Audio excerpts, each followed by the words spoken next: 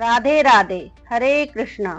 हम कामना करते हैं कि भगवान श्री हरि विष्णु और माता लक्ष्मी की कृपा आपके जीवन में सदैव बनी रहे।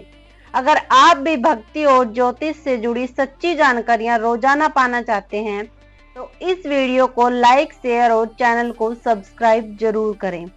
आप सभी को देव उठनी एकादशी और तुलसी विवाह की ढेर सारी मंगलमय शुभकामनाएं।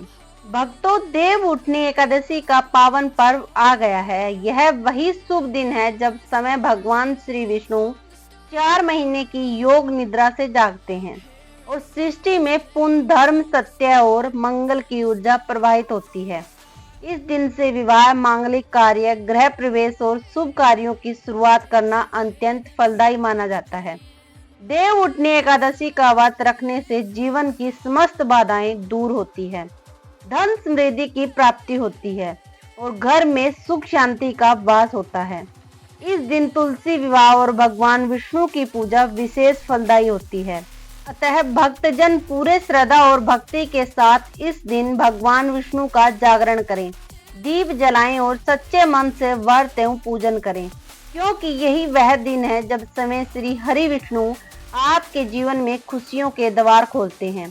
जैसा कि हम सभी जानते हैं कि देव उठनी एकादशी के दिन तुलसी और शालिग्राम का विवाह किया जाता है। ऐसा शास्त्रों का विधान है जो कि प्राचीन समय से चला आ रहा है। तो तुलसी विवाह से संबंधित बहुत सारे प्रश्न आप लोगों के मन में चल रहे हैं। जैसे कि जो सबसे पहला प्रश्न है कि तुलसी विवाह हम कब करें, 1 नवंबर को या फिर 2 नवंबर को। अगला प्रश्न है शालिग्राम जी नहीं है तो घर में तुलसी विवाह हम कैसे करें। और अगला प्रश्न है आपका कि एकादशी के दिन अगर हम तुलसी विवाह करते हैं तो तुलसी में क्या हम जल दे सकते हैं, तुलसी को स्पर्श कर सकते हैं, क्योंकि नॉर्मली तो हम एकादशी के दिन तुलसी में जल भी नहीं देते, उनको स्पर्श भी नहीं करते। ऐसे में एकादशी के दिन तुलसी का विवाह कैसे करें।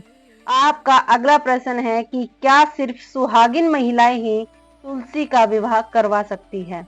वह महिलाएं, स्त्रियां भी जिनके पति नहीं हैं अब इस दुनिया में, क्या वह तुलसी विवाह नहीं करवा सकती, या फिर कुंवारी कन्याएं क्या वह तुलसी का विवाह नहीं करवा सकती। और आपका अगला प्रश्न है कि अगर घर में 2 तुलसी है या 2 से ज्यादा तुलसी है तो फिर शालिग्राम का विवाह किसके साथ करवाएं, क्या सभी तुलसी के साथ विवाह होगा या फिर किसी एक के साथ। अगला प्रश्न है कि क्या एकादशी को बाल धो सकते हैं। और इसी प्रकार के और भी कई प्रश्न हैं जिनका उत्तर आपको आज की वीडियो में मिलने वाला है। तो वीडियो बहुत महत्वपूर्ण है, पूरा जरूर देखें, तभी आपको अच्छे से समझ में आएगा। तो आज की इस वीडियो में हम तुलसी विवाह से लेकर पूजा पाठ तक के संपूर्ण जानकारी जानने वाले हैं। बहुत ही ज्ञानवर्धक वीडियो साबित होने वाला है। तो चलिए वीडियो आरंभ करते हैं। तो सबसे पहले बात करते हैं कि तुलसी विवाह कब है, 1 नवंबर को या फिर 2 नवंबर को कब करना चाहिए तुलसी का विवाह। तो देखिए, इस प्रश्न को लेकर इतना कंफ्यूज होने की आवश्यकता नहीं है। आप एकादशी के दिन तुलसी का विवाह संपन्न करवा सकते हैं। अगर किसी कारणवश एकादशी के दिन आप नहीं करवाते हैं तुलसी विवाह तो ऐसे में आप द्वादशी के दिन करवा सकते हैं, क्योंकि शास्त्रों में कहा गया है कि स्पष्ट रूप से कि देव उठनी एकादशी के दिन जब 4 महीने की योग निद्रा के बाद भगवान श्री विष्णु जागृत अवस्था में आते हैं तो सबसे पहली पुकार हरि वल्लभा तुलसी की सुनते हैं। ऐसे में एकादशी के दिन जब भगवान श्री विष्णु को हम जगाते हैं उसके बाद से उनके शालिग्राम स्वरूप का विवाह तुलसी के साथ करवाया जाता है। तो एकादशी के दिन आप तुलसी का विवाह करवाते हैं, अत्यंत श्रेष्ठ होगा। मान लीजिए किसी कारणवश आप एकादशी के दिन नहीं करवा पाते हैं या आपके परिवार में इस प्रकार की परंपरा है कि द्वादशी के दिन आप तुलसी विवाह करवाते हैं, तो बिल्कुल आप द्वादशी के दिन भी करवा सकते हैं, कोई दिक्कत नहीं है। यदि किसी कारणवश एकादशी और द्वादशी को भी तुलसी विवाह नहीं करवा पाते तो ऐसे में पूर्णिमा के दिन भी, कार्तिक मास की पूर्णिमा के दिन भी आप तुलसी विवाह करवा सकते हैं। तो तुलसी विवाह को लेकर बहुत अधिक संशय मत रखिए। एकादशी से लेकर पूर्णिमा तक किसी भी दिन तुलसी का विवाह करवाया जा सकता है। अगर किसी के घर में तुलसी विवाह नहीं करवाया जाता तो आप सिर्फ सुहाग की सामग्री माँ तुलसी को अर्पित कर सकते हैं या लड्डू गोपाल या सालिग्राम के साथ तुलसी की पूजा कर लें। आपके यहाँ जिस भी प्रकार से परंपरा है उसके अनुसार आप नियम पालन कर सकते हैं। तुलसी विवाह नहीं करवाते तो भी कोई परेशानी नहीं। तुलसी को सुहाग की सामग्री चढ़ा दीजिए। अगर आप सिर्फ तुलसी की पूजा भी करते हैं, तुलसी को सुहाग की सामग्री अर्पित करते हैं तो भी आपके लिए श्रेष्ठ ही होगा। तो बहुत अधिक परेशान नहीं होना है, बस तुलसी की पूजा आज करना अत्यंत आवश्यक है, विशेष रूप से। अब जैसा अगला प्रश्न है कि अगर हम एकादशी के दिन भी तुलसी विवाह करते हैं तो क्या तुलसी में जल दे सकते हैं या तुलसी को छू सकते हैं? और जैसा कहा जाता है कि एकादशी के दिन तुलसी का व्रत होता है तो हम तुलसी को भोग कैसे लगा सकते हैं? देखिए, जब भी कोई विशेष रस्म होती है, जैसे कि जब भी कोई विशेष दिन होता है तो उस दिन बहुत सारी चीजें ऐसी होती है जिनका पालन हम नहीं करते हैं और बहुत सारी नई चीजें होती है जिनका पालन हम करते हैं। मतलब कई प्रकार के नियम खंडन कर दिए जाते हैं जब भी कोई विशेष रस्म या विशेष दिन होता है और यह आप कोई अपनी तरफ से नहीं कर रहे हैं। जिस प्रकार से शास्त्रों में कहा गया है आप उसी नियम का पालन कर रहे हैं तो इसमें कोई दोष आपको नहीं लगेगा, क्योंकि शास्त्रों में ही कहा गया है कि तुलसी का विवाह देव उठनी एकादशी के दिन करना चाहिए। तो आप तुलसी में जल भी दे सकते हैं, तुलसी को स्पर्श भी कर सकते हैं और तुलसी को भोग भी लगा सकते हैं। लेकिन अगर आप एकादशी के दिन विवाह नहीं कर रहे, द्वादशी के दिन कर रहे हैं, तब आपको तुलसी में ना तो जल देना है ना ही आपको भोग लगाना है। मतलब तब आपको विशेष रूप से तुलसी की पूजा एकादशी के दिन नहीं करनी है।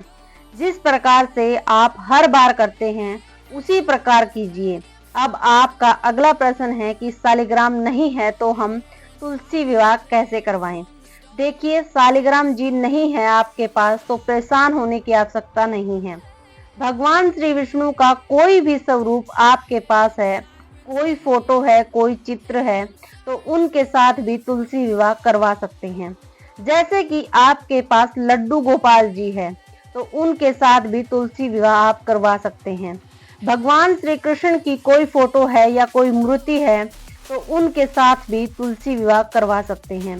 बस एक चीज का आपको ध्यान रखना है कि जब आप भगवान श्री विष्णु की फोटो रखते हैं या फिर मूर्ति रखते हैं तो उनके साथ माँ लक्ष्मी नहीं होनी चाहिए, या फिर अगर आप कृष्ण भगवान की मूर्ति के साथ या फोटो के साथ विवाह करवा रहे हैं तो उसमें राधा रानी नहीं होनी चाहिए। मतलब जो भी आप फोटो या मूर्ति उसमें ले रहे हैं उसमें भगवान श्री विष्णु अकेले हो, इस बात का आपको ध्यान रखना चाहिए।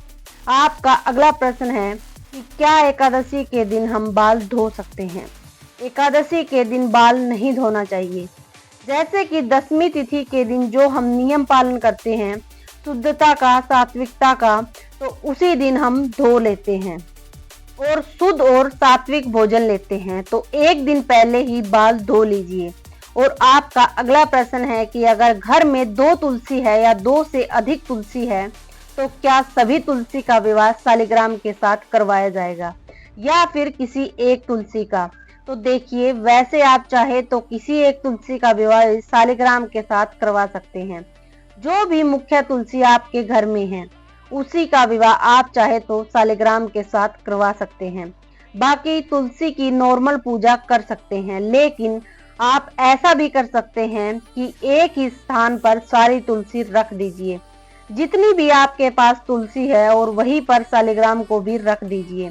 फिर एक साथ सबकी पूजा कर लीजिए। सबका विवाह एक साथ ही संपन्न हो जाएगा। सबको धूप, दीप और पुष्प इत्यादि अर्पित करना है। सब में तिलक करना है, सबको सिंदूर लगाना है और उसके साथ सालिग्राम का गठबंधन करना है। और आपका अगला प्रश्न है कि क्या कुंवारी कन्याएं तुलसी विवाह करवा सकती है, व्रत धारण कर सकती है? तुलसी विवाह का या फिर जैसे कि देव उठनी एकादशी का व्रत क्या कुंवारी कन्याएं कर सकती है? जी हाँ, बिल्कुल कर सकती है। एकादशी का व्रत शास्त्रों के अनुसार 8 वर्ष की उम्र के बाद कोई भी कर सकता है। मतलब 8 वर्ष का बच्चा भी अगर आपके घर में है और आप चाहे तो उसे एकादशी का व्रत धारण करवा सकते हैं। तो एकादशी का व्रत कोई भी कर सकता है। बात करें तुलसी विवाह की, तो तुलसी विवाह भी कुंवारी कन्याएं करवा सकती है, कोई दिक्कत नहीं है। और अब जैसे कि कुंवारी कन्याओं के प्रश्न होते हैं कि क्या हम भी उसी विधि से तुलसी विवाह करवाएंगे? जी हाँ, तुलसी का विवाह एक ही विधि से होता है। अगला प्रश्न है जो कि कई महिलाएं पूछती है कि उनके पति इस दुनिया में नहीं है, तो क्या वह तुलसी विवाह नहीं करवा सकती? क्या तुलसी में सिंदूर नहीं लगा सकती? तुलसी को सुहाग की सामग्री नहीं अर्पित कर सकते? क्या सिर्फ सुहागिन महिलाएं तुलसी का विवाह करवा सकती है? यह प्रश्न कई बार पूछा गया है। देखिए, शास्त्रों में कोई भी ऐसा नियम, कोई भी ऐसा व्रत नहीं बताया गया जो कि किसी एक व्यक्ति के लिए हो या फिर व्यक्ति विशेष के लिए कुछ बताया गया हो। ऐसा बिल्कुल भी नहीं है। किसी के साथ किसी भी प्रकार का कोई भेदभाव नहीं किया गया है। शास्त्रों में यह बात स्पष्ट रूप से कही गई है कि तुलसी का विवाह कोई भी करवा सकता है। कुंवारी कन्याएं करवाती है तो उन्हें अच्छे घरवार की प्राप्ति होती है। सुहागिन महिलाएं करवाती है तो उन्हें अखंड सौभाग्य की प्राप्ति होती है। और जो वृद्ध महिलाएं हैं या फिर बड़ी बूढ़ी उम्र की महिलाएं या फिर उनके पति नहीं हैं या कोई सन्यासी है, ऐसी महिलाएं अगर तुलसी विवाह संपन्न करवाती है तो उन्हें भगवान श्री हरि विष्णु की कृपा से मुक्ति की प्राप्ति होती है, मोक्ष की प्राप्ति होती है, मन वांछित फल की प्राप्ति होती है। तो तुलसी विवाह कोई भी करवा सकता है, किसी के लिए भी मना नहीं किया गया है। ऐसे में अगर आप तुलसी विवाह करवाना चाहते हैं तो बिल्कुल करवा सकते हैं, उसी विधि से करवा सकते हैं जिस प्रकार से सभी करवाते हैं। और आपका अगला प्रश्न है कि तुलसी विवाह जो हम करवाते हैं, तो तुलसी के विवाह के समय जो हम सुहाग की सामग्री अर्पित करते हैं, उन सामग्रियों का क्या करें? देखिए, तुलसी विवाह में जो भी सामग्री आप अर्पित करते हैं सुहाग की, उन सामग्रियों में से कुछ सामग्री का प्रयोग आप समय कर सकते हैं, कुछ चीजें आप दान भी कर सकते हैं, जैसे कि किसी ब्राह्मण स्त्री को या फिर आप चाहें तो किसी सुहागिन स्त्री को घर में भी दान कर सकते हैं। और आपका अगला प्रश्न है कि तुलसी विवाह करते समय तुलसी को किन चीजों का भोग हम लगा सकते हैं? अगर हम एकादशी के दिन करते हैं तब किस चीज का भोग लगाएं, और अगर हम द्वादशी के दिन करते हैं फिर किस चीज का भोग हमें लगाना चाहिए?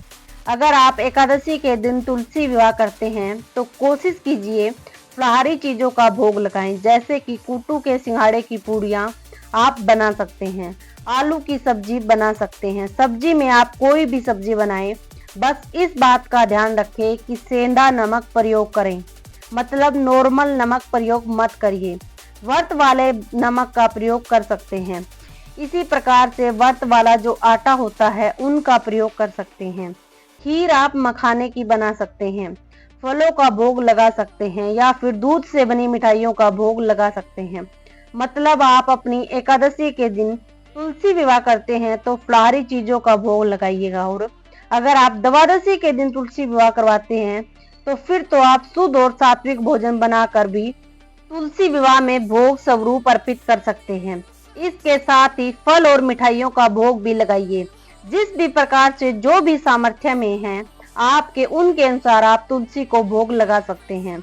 और आपका अगला प्रश्न है कि क्या तुलसी विवाह अगर हम करवाते हैं तो हमारा व्रत रखना आवश्यक होता है? देखिए, नियम के अनुसार तुलसी विवाह में व्रत धारण करना चाहिए, लेकिन मान लीजिए आप नहीं कर पाते व्रत, तो आप तुलसी विवाह करवा सकते हैं। शुद्ध और सात्विक भोजन लीजिए, भोजन में लहसुन प्याज का सेवन मत करिए। दिन में आप भोजन कर सकते हैं, शाम के समय आप तुलसी विवाह करवा सकते हैं। कोई ऐसी जरूरत नहीं कि आप व्रत धारण करेंगे तभी विवाह करवाएंगे। चलिए अब जान लेते हैं देव उठनी एकादशी कब है। वैदिक पंचांग के अनुसार कार्तिक मास के शुक्ल पक्ष की एकादशी तिथि का प्रारंभ 1 नवंबर 2025 को प्रातः 9:12 से एकादशी तिथि का समापन 2 नवंबर 2025 को प्रातः 7:31 पर होगा। क्योंकि सूर्योदय के समय एकादशी तिथि विद्यमान रहेगी, इसीलिए व्रत पूजा इस समय पूजा संकल्प, तुलसी विवाह, दीप दान और हरि नाम संकीर्तन करना अत्यंत शुभ फलदायी होता है। दसवीं तिथि की जानकारी। व्रत की तैयारी। व्रत के एक दिन पूर्व यानी 1 नवंबर 2025 शनिवार को दसवीं तिथि रहेगी। यह तिथि प्रातः 9 बजे तक रहेगी। दसवीं के दिन शाम से ही लहसुन, प्याज, मांसाहार, मदिरा, चावल, मसूर की दाल आदि का त्याग कर देना चाहिए। केवल एक समय सात्विक भोजन करें और मन, वाणी, कर्म से संयम रखें। यही दसवीं से प्रारंभ हुआ नियम आपको व्रत में पूर्ण सफलता देता है। व्रत पारण। व्रत खोलने का मुहूर्त देव उठनी एकादशी का व्रत द्वादशी तिथि में खोला जाता है। इस वर्ष द्वादशी तिथि 3 नवंबर 2025 सोमवार को रहेगी। पारण का शुभ समय सुबह 3:30 बजे से 9:30 बजे तक उत्तम रहेगा। इस समय तुलसी दल से भगवान विष्णु का जलाभिषेक करें, प्रसाद अर्पित करें, ब्राह्मण या किसी जरूरतमंद को दान दें और फिर व्रत खोलें। देव उठनी एकादशी की पूजा विधि बहुत ही सरल और पवित्र मानी जाती है। इस दिन प्रातः ब्रह्म मुहूर्त में उठकर स्नान कर लें और घर के मंदिर या पूजा स्थल को स्वच्छ करें। इसके बाद भगवान विष्णु और तुलसी माता की मूर्ति या चित्र को साफ जल से स्नान कराकर पीले वस्त्र पहनाएं। पूजा स्थान पर दीपक जलाएं, फूल, धूप, अक्षत, रोली, चंदन और नैवेद्य अर्पित करें। भगवान विष्णु को तुलसी दल और शुद्ध जल चढ़ाते हुए ओम नमो भगवते वासुदेवाय नमः मंत्र का जाप करें। फिर शंख घंटी बजाकर भगवान को जगाने के लिए मंत्र बोलें। इससे भगवान विष्णु की योग निद्रा समाप्त मानी जाती है। इसके बाद तुलसी माता और शालिग्राम भगवान का प्रतीकात्मक विवाह करें, मंगल गीत गाएं, आरती करें और भगवान से परिवार की सुख शांति, धन समृद्धि और मोक्ष की कामना करें। व्रती दिन भर उपवास रखें, संध्या समय फिर आरती पूजन करें और अगले दिन द्वादशी के शुभ मुहूर्त में व्रत का पारण करें। भक्तों, देव उठनी एकादशी और तुलसी विवाह का यह पावन पर्व भक्ति, प्रेम और शुद्धता का संगम है। इस दिन भगवान श्री विष्णु और माता तुलसी का दिव्य मिलन होता है, जो संसार को यह संदेश देता है कि सच्ची श्रद्धा और निष्ठा से किया गया हर कार्य ईश्वर तक अवश्य पहुंचता है। आज के दिन आपने भी तुलसी विवाह का यह पावन अनुष्ठान बड़ी श्रद्धा से संपन्न किया है।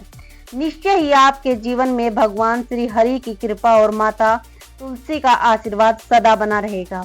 अगर आपको यह जानकारी पसंद आई हो तो वीडियो को लाइक करें, अधिक ज्ञान सागर चैनल को सब्सक्राइब करें और कमेंट में जय हरि विष्णु, जय तुलसी माता अवश्य लिखें।